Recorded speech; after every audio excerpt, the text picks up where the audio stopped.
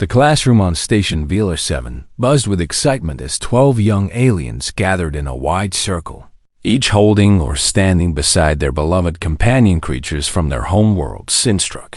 Kelith smiled warmly as she observed her students. Her 4 slender arms folded gracefully across her pale blue torso, and she felt genuine joy watching the children share this special tradition that had united species across the galaxy for generations. "Welcome to Companion Bonding Week," she announced in her melodic voice, her translator humming softly as it converted her words into a dozen different languages simultaneously. "Today we celebrate the gentle bonds between our species and the harmless creatures we have chosen to love. Little Pixel, a koalari child, no bigger than a human toddler with shimmering scales and enormous dark eyes, stepped forward first and presented a floating orb of soft blue light that hummed and pulsed with contentment as Pixel stroked the air around it. "This is Lumi," Pixel said shyly. "She's been with my family for 3 generations, and she sings to me when I am sad." The class cooed appreciatively as Lumi drifted in lazy circles and cast dancing shadows across the walls of the biodome. Classroom next came Vorth, a towering Craxian youth with 6 legs and mandibles that clicked when he spoke, and he carefully lowered a tiny crystal-shelled creature onto a display pad where it chirped and sparkled under the artificial sunlight. "Crix makes the most beautiful sounds," Vorth explained proudly. "My species bred them for their songs over 10,000 years, and they have never bitten anyone in recorded history." One by one, the students presented their companions, and each creature seemed more adorable and harmless. Then the last there was a gelatinous blob named Squish, who could change colors to match the emotions of its owner, and a 6-legged herbivore called a munta that had fur softer than clouds and ate nothing but flower petals, Instructor Kelith recorded. Each presentation was satisfaction, and she thought about how this tradition helped young beings understand that all species across the galaxy shared the same capacity for gentle love and harmless companionship. But there was one student missing. "Has anyone seen the new human student?"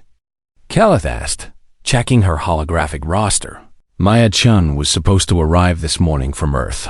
The children exchanged curious glances and whispered among themselves, because none of them had ever met a human before humans were new to the Galactic Coalition, and most species knew very little about them, except that they came from a small blue planet on the outer edge of the Orion Arm, and they were reportedly friendly, if somewhat strange. "I heard humans are very soft," Pixel whispered to Vorth. "I heard they leak water from their eyes when they feel strong emotions." Vorth whispered back, "I heard they only have 2 arms." Another student added with disbelief. The door to the classroom suddenly hissed open, and every head turned to see what a human child actually looked like. Maya Chan stood in the doorway. She was 10 years old, with dark hair pulled back in a practical ponytail and warm brown eyes that sparkled with nervous excitement as she surveyed the room full of alien children. But nobody was looking at Maya. Every single eye and sensor and optical organ in the room was locked onto the massive creature standing at her side. It was covered in thick golden and black fur, and it stood nearly as tall as Maya herself, with a long snout full of white teeth and pointed ears that swiveled alertly as it scanned room. Its eyes were amber and intelligent, and it moved with the fluid grace of something that had been designed by evolution for one purpose, and one purpose only: hunting for 3 full seconds. Nobody breathed. Then Pixel screamed. Scream triggered a chain reaction as children scattered in every direction and knocked over display pads and trampled their tiny, harmless companions in their desperate attempt to get away from the apex predator that had somehow walked into their classroom. Instructor Kelith's forearms shot up in alarm, and her translator began glitching, repeating the word predator over and over in an increasingly frantic tone. Of Vorth tried to climb the wall with his 6 legs while his crystal creature Crix chirped in distress, and Squish The emotional blob turned a shade of purple that meant absolute terror. Security. Someone shouted, "There is a predator in the classroom." Alarms began blaring throughout the station as emergency protocols activated and announcements warned all personnel to shelter in place due to a dangerous animal breach in the education. Sector Maya stood frozen in the doorway with her mouth hanging open in complete confusion. The creature beside her seemed equally unbothered by the chaos, and it simply sat down on its haunches and let its long pink tongue hang out of its mouth while its tail swept back and forth across the floor in a friendly rhythm. "Atlas." "Stay," Maya said quietly, and the beast obeyed instantly, settling into a patient sitting position with its eyes fixed adoringly on the human girl instructor. Keleth had pressed herself against the far wall with 3 of her 4 arms covering her face, and her translator finally stopped glitching long enough for her to speak. "Human child," she gasped. "What have you brought into my classroom?" Maya looked down at Atlas and then back at the terrified instructor with genuine bewilderment written across her young face. "This is my dog," she said simply. "His name is Atlas, and he is very friendly." She reached down and scratched behind one of the creature's pointed ears, and Atlas leaned into her touch with obvious pleasure, his tail wagging even faster. "I do not understand," Keleth whispered. "Why have you brought a predator to Companion Bonding Week?" Maya tilted her head in confusion as if the question made no sense to her. "Atlas is not a predator," she said. "He is my best friend." From his position on the wall, the rat's mandibles clicked in disbelief as his scanner confirmed what his eyes were telling him. The creature was a canine, a descendant of wolves, one of Earth's most successful pack hunters, an animal whose ancestors had brought down prey 10 times their size through teamwork and endurance and those terrible, terrible teeth. And this human child had brought one to school like it was a floating orb or a crystal cricket. "He's just a dog," Maya repeated, still confused by the reaction. "He would never hurt anyone," as if to prove her point. Atlas yawned hugely and displayed every single one of his sharp, white teeth before settling his head on his paws and closing his eyes with a contented sigh somewhere in the back of the room. Pixel had stopped screaming and was now peering out from behind an overturned desk with wide, curious eyes. "It listens to you," Pixel whispered. Maya smiled and patted Atlas on the head. "Of course he does," she said warmly. "We are pack." Administrator Vexenol had served the Galactic Integration Academy for 47 standard years, and he had seen many strange things in his time, but nothing had prepared him for the sight that greeted him when he arrived at classroom. 7A human child sat cross-legged on the floor, while a massive predator lay beside her with its head in her lap and its eyes half closed in obvious contentment. As she stroked its golden fur, 6 security officers stood in a nervous semicircle around them with their stun weapons raised and their hands trembling. "Someone explain to me what is happening," Vexenol demanded, his gray scales rippling with agitation. "Instructor." Keleth rushed forward with her translator still occasionally hiccuping on the word predator. "The human child brought this creature to Companion Bonding Week," she said breathlessly. "She claims it is a pet, but Administrator, please look at it." Vexenol looked at it. The creature looked back at him with calm amber eyes and then yawned again, displaying a set of teeth that could clearly tear through flesh and bone with minimal effort. "Human child," Vexenol said carefully. "What species is this animal?" Maya looked up with innocent confusion still written across her face. "He is a German shepherd," she said. "His name is Atlas, and he is 4 years old." "German shepherd," Vexenol repeated slowly. "And what is a German shepherd?" "A dog," Maya said, as if this explained everything. Vexenol turned to his assistant and made a sharp gesture with one clawed hand. "Access the Earth biological database immediately," he ordered. "Search for canine species and bring me everything." The assistant's fingers flew across a holographic interface, and within seconds, a cascade of information began scrolling through the air. Vexnol read the first entry and felt his heart's stop. Canis lupus familiaris, subspecies of Canis lupus, common ancestor. Grave off classification.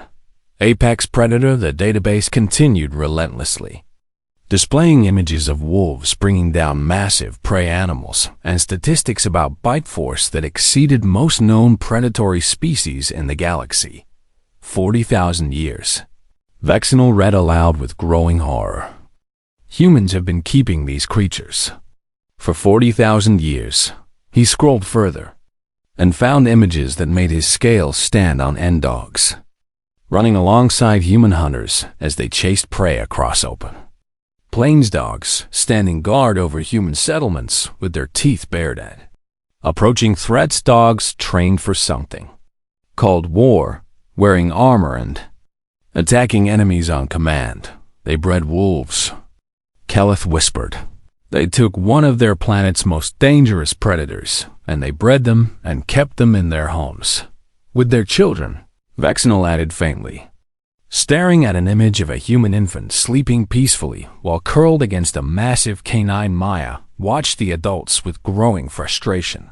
Atlas is not dangerous, she insisted. He is a rescue dog. A rescue dog, Vexnol repeated. He finds people who are lost, Maya explained. He has been trained since he was a puppy to track scents and locate survivors in disasters, and he has saved 12 lives already. The administrator stared at her. You trained an apex predator to save lives, he said flatly. Lots of dogs do that, Maya said. Some dogs guide blind people, and some dogs help people who have seizures, and some dogs work with police to find missing children. She spoke as if this was completely normal and perhaps to humans. It was, but Vexnol felt like his understanding of the universe was crumbling around him. Administrator. One of the security officers spoke up nervously. What do we do? Vexnol consulted the regulations and found to his dismay that there was nothing explicitly prohibiting predatory companion animals, because no one had ever imagined that anyone would bring one. We need to see what this creature can do, he said finally. Human child, will you demonstrate your animal's training? Maya brightened immediately. Of course, she said, and she stood up while Atlas rose smoothly to his feet beside her. Atlas, sit. The dog sat instantly. Atlas, down. The dog lay flat on the floor. Atlas, stay. Maya walked 10 paces away and turned to face the dog, who remained motionless, except for his eyes, which tracked her every movement with laser focus. Atlas, come. The dog bounded across the room and sat perfectly at her feet, his tail wagging with joy. Atlas, gentle. Maya held out her hand and the dog pressed his nose against her palm so softly that she barely felt it. The security officers watched in stunned silence as a human child issued commands to an apex predator, and the apex predator obeyed instantly and willingly, without any visible restraints or shock, collars or control devices. How? Keleth breathed. We train them when they are puppies, Maya said. We teach them commands, and we reward them when they do well, and eventually they learn to understand us. But why does it obey? Vexnol pressed. What prevents it from simply attacking you and taking what it wants? Maya looked at him with surprise, as if the question had never occurred to her. Because he loves me, she said simply. And I love him. She knelt down and wrapped her arms around the massive dog's neck, and Atlas leaned into her embrace with a soft sound of contentment. We are pack, Maya said again. That is what pack means. Pixil had crept closer during the demonstration, and now the tiny Quillari stood just a few feet away, staring at the dog with a mixture of terror and fascination. It loves you, Pixil said quietly. A predator loves you. Maya smiled at the small alien. Dogs love everyone, she said. That is what makes them dogs. Atlas turned his great head toward Pixel, and his tail began to wag slowly as he sensed the child's curiosity beneath the fear. Pixel took one shaky step forward. "Can I touch it?" Pixel whispered. Maya held out her hand to the small alien. "Let him smell you first," she said gently. "Hold out your hand like this with your palm down and let him come to you." Pixel extended a trembling scaled hand, and Atlas leaned forward to sniff it delicately, his wet nose brushing against Pixel's fingers. Then, the great predator's tail began to wag faster, and he pressed his head gently against Pixel's palm. Pixel let out a small gasp of wonder. "He is warm," Pixel said with amazement. "And soft." Vexnal watched the interaction and made a note in his mental file that he would later transfer to the official records. Humans do not tame predators. He thought they befriend them, and somehow the predators befriend them back. 3 days had passed since Maya's dramatic arrival, and life at the academy had settled into an uneasy new rhythm. Atlas had been provisionally allowed to remain on station after extensive debate among the administrators and a thorough review of his behavioral records from Earth. But most students still gave Maya a wide berth when she walked through the corridors.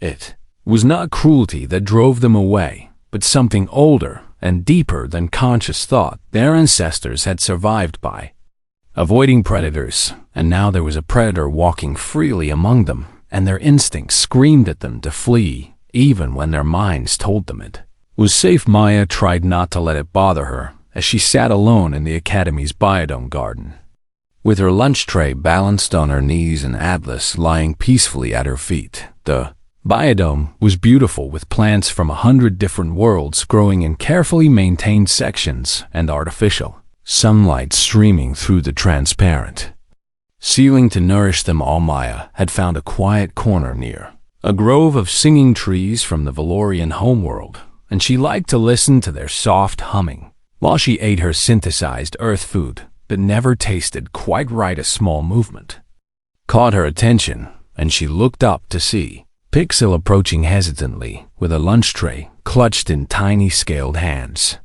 "Can I sit with you?" Pixel asked quietly. Maya's face lit up with genuine happiness. "Of course," she said, patting the grass beside her. Pixel settled down carefully and kept a respectful distance from Atlas, who raised his head briefly to acknowledge the newcomer before settling back into a comfortable doze. "The other students think I am strange for wanting to talk to you," Pixel admitted.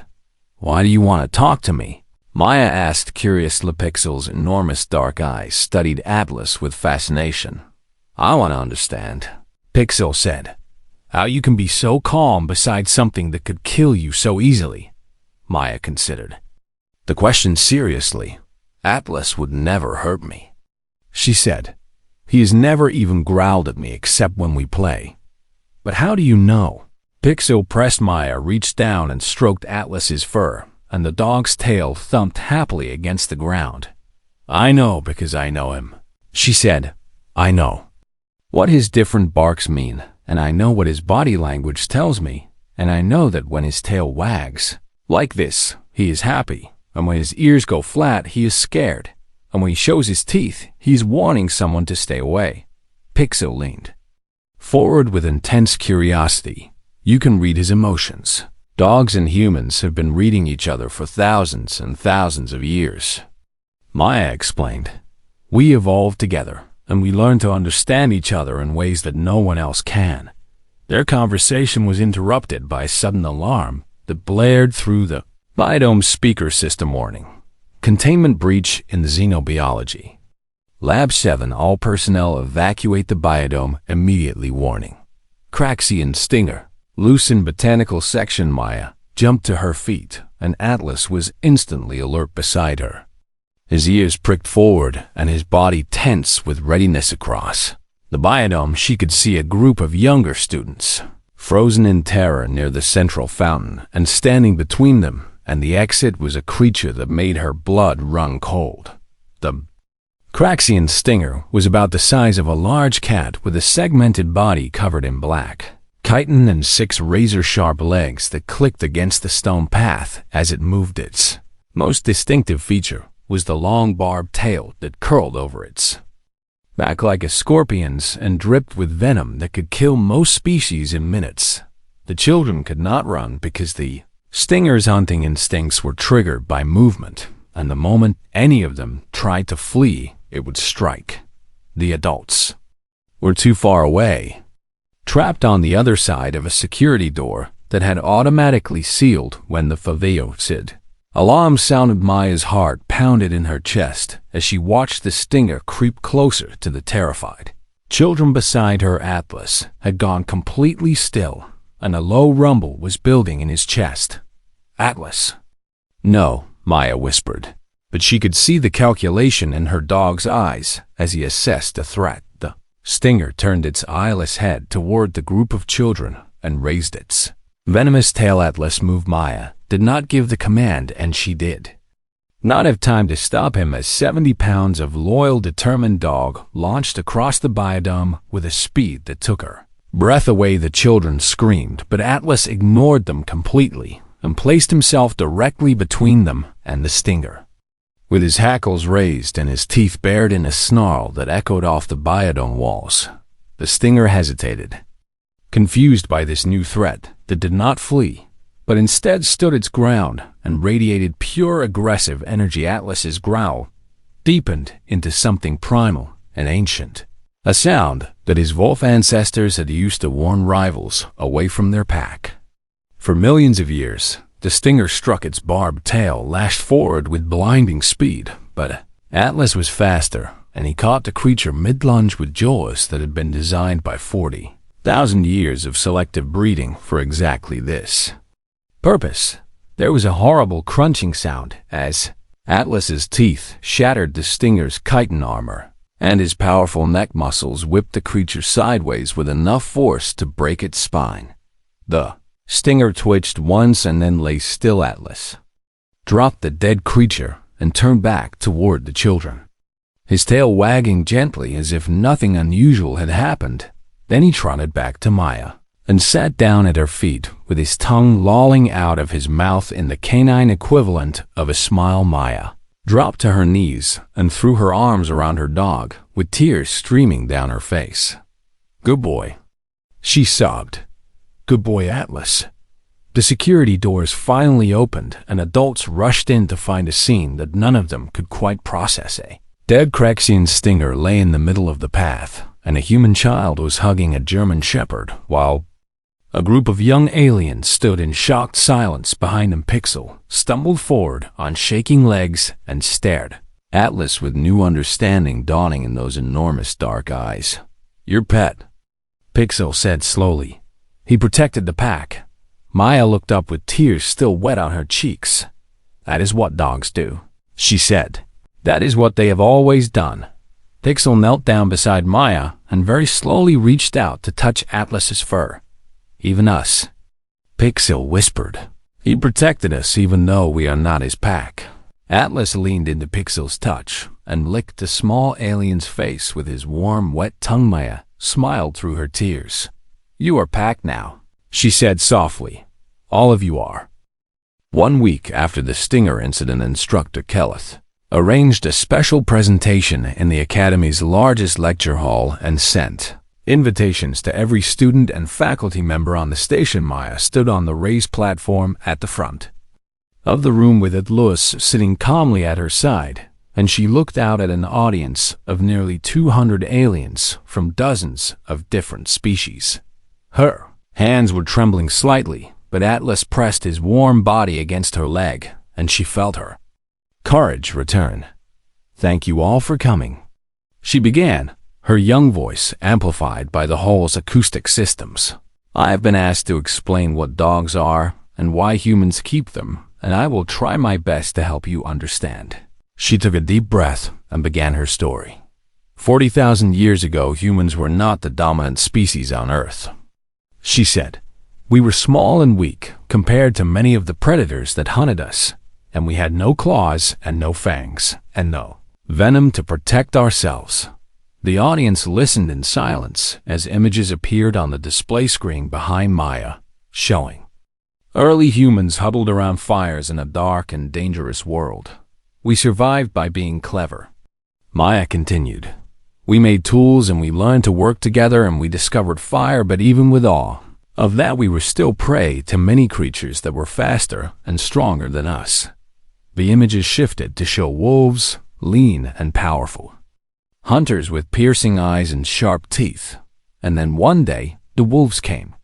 Maya said she explained how no one knew exactly how it happened because it was so long ago that even human legends could not remember the truth. Perhaps some wolves were bolder than others and crept closer to human camps to steal scraps of food. Perhaps humans threw meat to the wolves that howled warnings when other predators approached.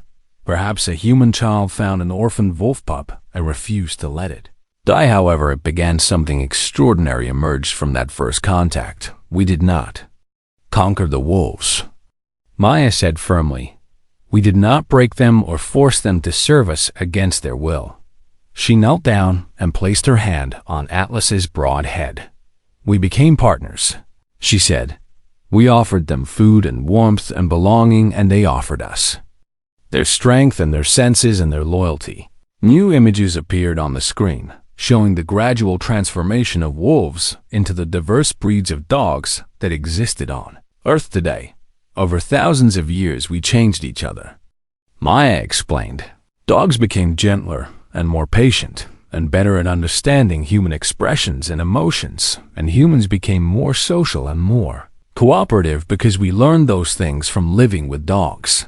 She showed images that made many in the audience gasp. Dogs pulling sleds across frozen wastelands while human explorers trusted them with their lives. Dogs guiding blind humans through busy streets, acting as their eyes in a world they could not see. Dogs lying beside hospital beds, providing comfort to sick children who had no other friends. Dogs racing into burning buildings to rescue people they had never met. Dogs finding survivors buried under earthquake rubble by following scent trails that no machine could detect. Dogs do not serve us because they fear us, Maya said with passion rising in her voice. They stay with us because they love us and we love them. She pulled up one final image that showed a very old dog with a gray muzzle lying at the feet of an elderly human. When dogs grow old and sick, we do not abandon them, Maya said softly. We stay with them until the very end, and we hold them as they die, because that is what pack means. Her voice cracked slightly, but she pushed forward. And when we die, our dogs mourn us, she said.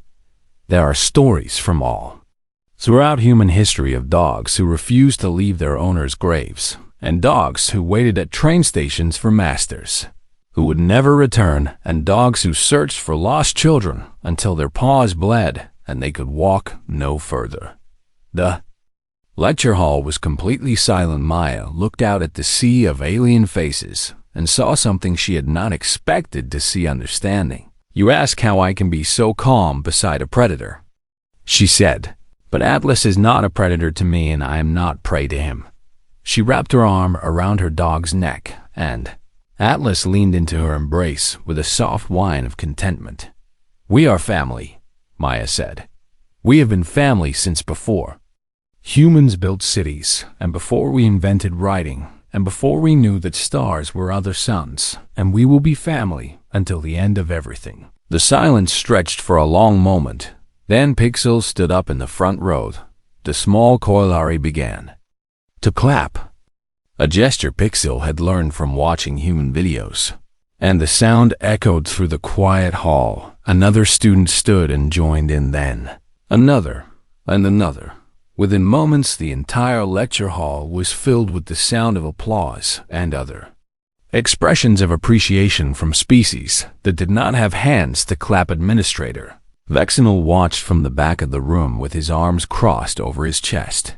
Had seen countless presentations over his long career from species explaining their relationships with companion creatures. Some species kept animals for practical purposes, like pest control or transportations.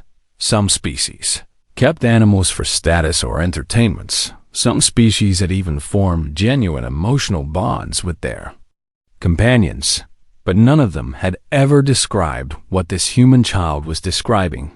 Humans had not domesticated wolves. They had formed an alliance with them. They had looked at one of the most dangerous predators on their planet, and instead of running away or trying to kill it, they had reached out their hands and offered friendship, and against all logic and reason, the wolves had accepted. Vexel made a note in his official file that he would later share with the Galactic Coalition Xenobiology Department. Humans do not tame. He wrote, humans ally. They find the most dangerous things in their world and they make them family. And perhaps that is why they are the only species to ever domesticate not one, but dozens of predatory species, including wolves and cats and horses and hawks. They do not fear the wild. They embrace it. Vexnell looked at the human child on the stage with her arm around an apex predator's neck, and he felt something he had not expected to feel: respect, and perhaps just a little bit of fear. 6 months had passed since Maya first walked into classroom 7 with Atolas at her side and the academy on station. Velar 7 had changed in ways that no one could have predicted. Maya no longer ate lunch alone in the Biodome Gardena. Dozens of students clustered around her every day, asking questions about Earth animals and practicing the dog body language signals she had taught them. And Pixel was always closest, with a special cushion that allowed the small Quillari to sit comfortably beside Atlas without getting stepped on. The German Shepherd had become something of a celebrity on the station, and younger students often requested Atlas visits when they were feeling homesick or scared. The sight of the massive predator lying patiently on the floor while tiny aliens petted his fur and cried into his neck had become so common that it barely drew stares anymore. "He's so warm," a young Valorian whispered as she pressed her blue face against Atlas's side. "My homeworld is very cold, and I miss feeling warm." Atlas's tail thumped gently against the floor, and he turned his head to lick the child's tears away with his soft pink tongue. Maya smiled as she watched her dog comfort another frightened child, and she felt a warmth in her chest that had nothing to do with temperature. 3 new human students had arrived at the academy this semester, and the announcement had caused considerable excitement among the student body. The first 2 had brought relatively calm pets by human standards, a hamster and a goldfish, which had reassured the administrators that perhaps the dog incident had been an anomaly. Then the third human arrived with a cat. The screaming had somehow been even worse than when Atlas first appeared. Cats, the aliens quickly learned, were ambush predators that humans had invited into their homes specifically to kill other creatures. And unlike dogs, they had never been fully domesticated and maintained an independent streak that meant they obeyed commands only when they felt like it. "You keep predators that do not even listen to you," Instructor Kelleth had said faintly when she saw the sleek gray feline lounging on its owner's shoulder. "Why would you do this?" The human boy had shrugged and scratched his cat behind its ears. "Cats are cool," he had said, as if this explained everything. Maya had laughed so hard that Atlas had started barking in confusion today. The Biodome Garden was busier than usual because a delegation from the Unified Species Coalition had arrived to observe the academy, and specifically to learn more about the human-animal bond that had caused so much discussion across the galaxy. Maya watched from her usual spot as diplomats and scientists moved through the garden, asking questions and taking notes on their holographic devices. Administrator Vexenol was leading the tour, and Maya could hear fragments of his explanation drifting across the garden. "The implications for disaster response are significant," Vexenol was saying. "Human rescue dogs can locate survivors in conditions where our technology fails, and they require nothing but food and the companionship of their handlers. And you say these animals will protect beings other than their owners?" A coalition diplomat asked with obvious skepticism. "I witnessed it myself," Vesno confirmed. The animal placed itself between a venomous predator and a group of children it had never met before, and killed the threat without any command from its handler. The diplomats exchanged meaningful glances and made more notes. Maya turned her attention back to her friends and found Pixel watching her with a thoughtful expression. "What are you thinking about?" Maya asked. Pixel was quiet for a moment before answering. "I am thinking about how much has changed," Pixel said softly. "6 months ago, I fainted when I saw Atlas for the first time, and now I cannot imagine my life without him in it." The small Quillari reached out and stroked Atlas's fur with gentle scaled fingers. "He taught me that fear does not have to be permanent." Pixel continued, "that the things we are afraid of can become the things we love if we give them a chance." Maya felt tears prickling at the corners of her eyes, and she blinked them away quickly. "That is what dogs have been teaching humans for 40,000 years," she said. The delegation was moving closer now, and Maya recognized some of the diplomats from news broadcasts she had seen on the station's entertainment systems. One of them, a tall Craxian with gleaming black eyes, broke away from the group and approached Maya directly. "You are the human child," the diplomat said, "the one who started all of this." Maya stood up respectfully, and Atlas rose with her, positioning himself at her side with the easy grace of long practice. "I am Maya-chan," she said, "and this is Atlas." The diplomat studied the dog with obvious fascination and just a hint of ancestral fear. "My government is considering a proposal to train our own people to work with Earth canines," the diplomat said, "for search and rescue operations on disaster worlds and possibly for therapeutic purposes as well." Maya nodded thoughtfully. "Dogs can help a lot of people," she agreed, "but you have to understand that it is not just about training, and it is not just about using them as tools." She knelt down and wrapped her arms around Atlas's neck. "You have to love them," she said firmly.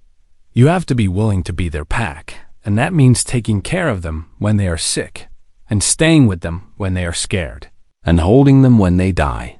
The diplomat was silent for a long moment. "That is a significant commitment," the diplomat said finally. "It is," Maya agreed. "But it is worth it." Atlas licked her face, and she laughed and pushed him away gently. "It is always worth it," she said. The delegation eventually moved on, and the garden returned to its usual peaceful rhythm. Maya sat back down with her friends and watched the artificial sunlight streaming through the biodome ceiling and felt Atlas's warm weight pressing against her. Pixel approached carrying something small and glowing, a creature Maya had not seen before. "What is that?" Maya asked curiously. Pixel's scales flushed with a color that Maya had learned meant happiness. "This is Spark," Pixel said proudly. "She is a light dweller from my homeworld, and I have been bonding with her for the past month."